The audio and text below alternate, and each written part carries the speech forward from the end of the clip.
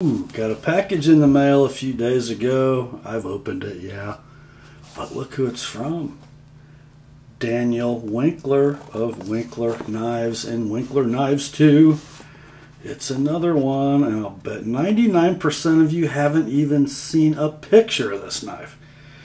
This one came to me brand new to be sharpened up and sent across the pond to my sharpening customer, brother in Christ, and Winkler Knives aficionado Lee, also a British commando, by the way. Think he knows his cutting tools? I bet he does. And I bet he's going to be quite interested to open this box when he gets it. Stick with me, guys. We will open it up and talk about it. Hi, gang. Rob here. It is the evening of 28 October 2014.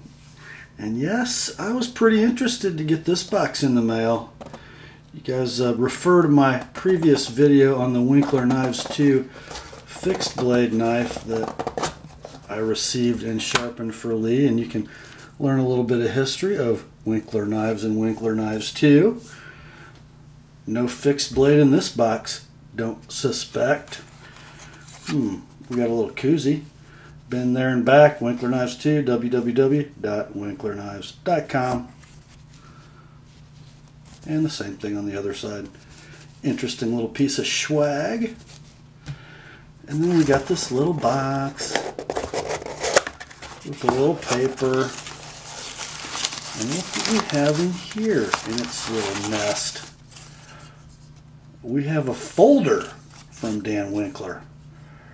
The first ever folder dubbed F-1. I would imagine that stands for Folder 1. Let's get rid of the box and talk about the knife. What do we got here, fellas? Well, it's kind of interesting, I must say. It is a small tactical knife. Whoops. And it's got a flipper that I just miserably failed at, and it's not the flipper's fault, it was mine. We got here a 3 3/16 inch blade, I believe of CPM 154. There's no data on Dan's website or on the site of the one retailer I could find who's actually going to stock this when it becomes available. But Daniel Winkler works in CPM 154 almost exclusively, so I suspect that's what this is. So 3 3/16 inches, stock 3/16 of an inch thick. No, it's not. It's 3.5 millimeters, 138 thousandths thick. Sorry about that. Kind of a drop point design, very similar in blade profile to his belt knife. The handle is titanium and G10, and when I say titanium and G10, it's like all titanium. Everything you see that's metal, with the exception of the pivot, is titanium. Liners, standoffs, screws, and pocket clip, all titanium. And a very nice clip it is, by the way. The G10 is nearly smooth. It is not polished, but has very little texture. The handle is 4 7/16 inches in length, which gives the knife an overall length of 7 5/8 inches. The weight, 4.8 ounces. With a balance point that is pretty much right in the choil, so it doesn't feel like 4.8 ounces. If you pick this up, you'd say, huh, what is that? Right at 4, maybe a tick under. So the weight, balance, and feel of the knife are very good for its intended use. I would sort of call it a tactical / utility knife. Full flat ground blade, not super thick behind the edge. If you can discern between where my bevel stops and where the coating rub sort of starts. Not a super wide bevel at 16 degrees per side. So a pretty lean blade with lots of distal taper, which give it a nice fine tip. Locking method for the knife is titanium liner lock, and Boy, I sure would like to see a little more depth of engagement on a liner lock without a lot of tension on the lock bar. We'll hope that sort of wears in a little bit. Suspension is on captured ball bearings. I haven't taken the knife apart yet. I will before I ship it. But I would assume I'm going to see some kind of a polymer washer housing some ball bearings, much like the Kershaw KVT system. The knife is extremely free, extremely smooth, but doesn't, you know, like snap shut when you don't want it to. It's just really nice. Deployment is via flipper, as you've seen me do and do wrong. And what a cool little flipper it is. You guys kind of know by now, I don't really talk about it much, but I'm not a huge flipper fan. I kind of prefer thumb studs and spidey holes, but if I get a flipper, I like it to be unobtrusive. I don't like it to get in the way. Look, you don't see any flipper beneath that choil. Huh. It just sort of disappears in the finger guard of the handle. I really like that. But because of its ball bearing suspension method, even with a tiny little flipper, flipping action is good, and the detent is not super strong. It's kind of normal liner lock. I'm going to try to ease up on this thing. Yeah. Once you sort of get the timing and the rhythm, a really good little flipper. Not bad at all. Blade play, up and down there's none, side to side there's none. Even if we drop it down to the detent ball and check side to side play, whoops, there's none. Really haven't been able to generate any lock stick. Just the tiniest bit. Don't know if Dan has carbonized that lock face or not, but it's, you know, there's just enough stick there to be discernible, but it takes no effort to overcome. Just enough to keep that liner lock from sliding over when you put negative pressure on the blade. Really nicely executed. Kind of looks like it might be a little weak. Not a very thick locking leaf, but it doesn't feel weak. Not a bit. You know, are we talking strider, hinder, or robustness? No, we're not. But I think adequately strong for a folder its size. What do you think of that blade to handle relationship? I gotta admit, the first time I pulled it out of the box, I thought, man, that's a little odd. But when you get it in a saber grip, look how everything just falls into place, would ya? I mean, I'm not straining. I'm just laying the knife in my hand on my fingers and just wrapping my hand, and everything is right there. Really nicely done. Do you have any kind of a choke-up grip? There's not really a forward choil per se, but a pretty good knob-o handle with which you can wrap your index finger and then come up with the thumb on the blade. No danger of getting cut there if you need to do that for any fine work.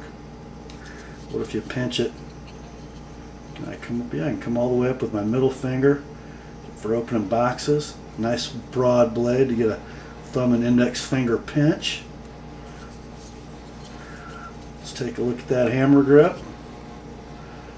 Got a little finger guard intrusion on my arthritic knuckle. Let's try it in the right hand. Oh yeah, that's fine. It's just my old baseball injury getting in the way. Oh, that's nice. Do you feel under a heavy grip? Feel a little flex in the handle? Let's see. So there's a saber grip and the hammer grip. How about the reverse grip? Now that's a little cramped. I'm getting a hot spot right here from that finger guard and right here. The curvature of the handle just really isn't not great in that grip. You know, you're not going to do that all day enough to hurt yourself. It's just not quite what you wish it would be.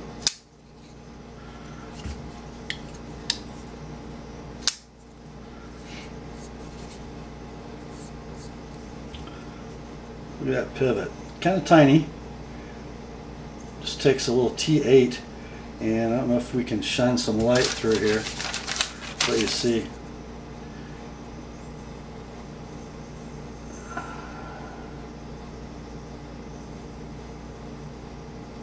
Kind of hard to. There you go. You can see those. Do it with it closed, maybe. You can see the diameter of those bearing washers. They're not huge. That means the pivot's probably pretty tiny.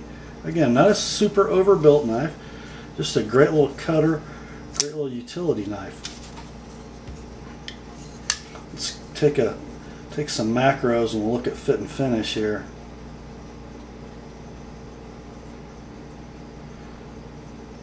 Kind of a small chamfer on the corners of the G10. A little sharp in the hand, I gotta say.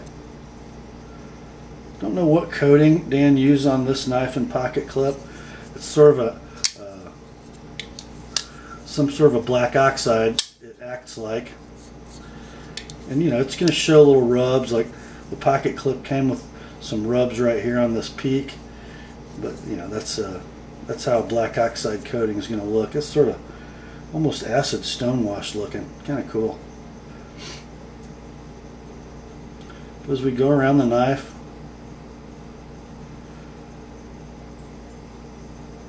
liners appear to be sort of acid stonewashed as well. I would imagine that's what that is rather than a black oxide on the clip and the liners.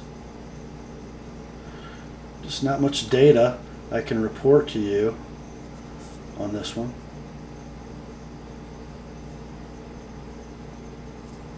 Interesting little bare spot on the front of the flipper. I've kind of seen that on some Winkler knives. Standoffs look straight, but I'm betting they are shouldered or keyed into those liners. If I see something different than that when I take it apart, I will annotate. So you've got two body screws on each side that hold the G10 to the liners, and then the liners have 3 standoffs plus the pivot. No lanyard hole on this knife, but let's see. Sorry guys.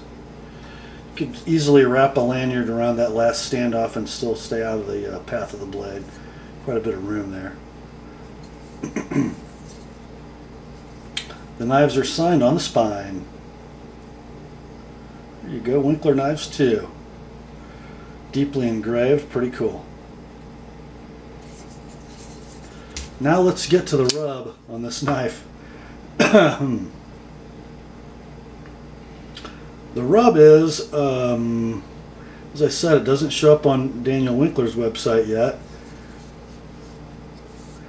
The one online retailer I saw it on, though, had a price for pre-order, $450.